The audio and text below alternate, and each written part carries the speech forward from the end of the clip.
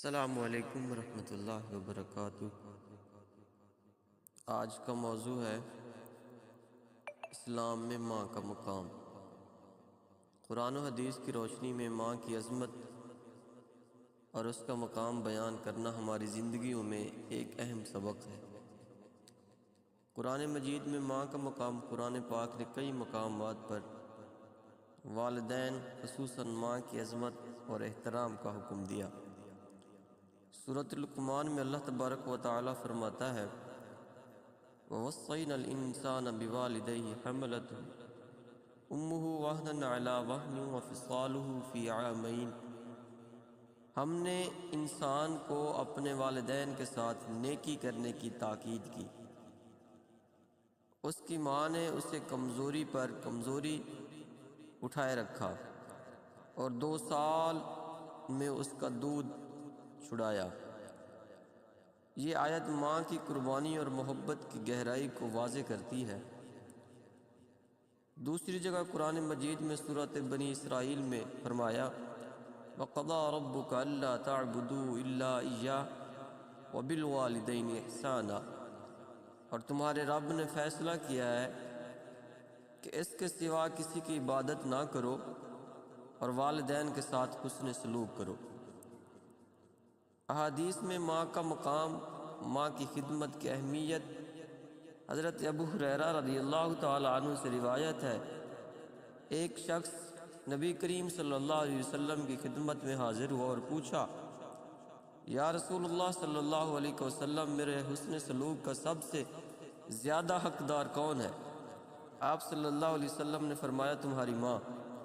اس نے 3 مرتبہ یہی سوال کیا تو آپ صلی اللہ علیہ وسلم نے تینوں بار فرمایا تمہاری ماں، چوتھی بار فرمایا تمہارا باپ۔ یہ حدیث واضح کرتی ہے کہ ماں کا درجہ باپ سے بھی زیادہ ہے، اور ماں کے قدموں کے تلے ایک اور حدیث میں نبی کریم صلی اللہ علیہ وسلم نے فرمایا جنت کے قدموں کے نیچے، جنت ماں کے قدموں کے نیچے ہے۔ نسائی شریف میں بھی آیا ہے۔ یہ حدیث ماں کی عظمت اور اس کے احترام کی اہمیت کو نمایاں کرتی ہے۔ ماں کی دعا کی قبولیت کا عالم یہ ہے کہ رسول اللہ صلی اللہ علیہ وسلم نے فرمایا 3 دعائیں ایسی ہیں جو بلا شک قبول ہوتی ہے، مظلوم کی دعا، مسافر کی دعا اور والدین کی دعا اپنی اولاد کے حق میں قبول ہوتی ہے۔ ماں کی قربانیوں کا اعتراف، ماں وہ ہستی ہے جو انسان کو دنیا میں لانے کے لیے اپنی زندگی کا ایک بڑا حصہ قربان کر سکتی ہے۔ اس کی راتوں کی نیندیں اور دن کا سکون اپنی اولاد کے لیے وقف ہوتا ہے۔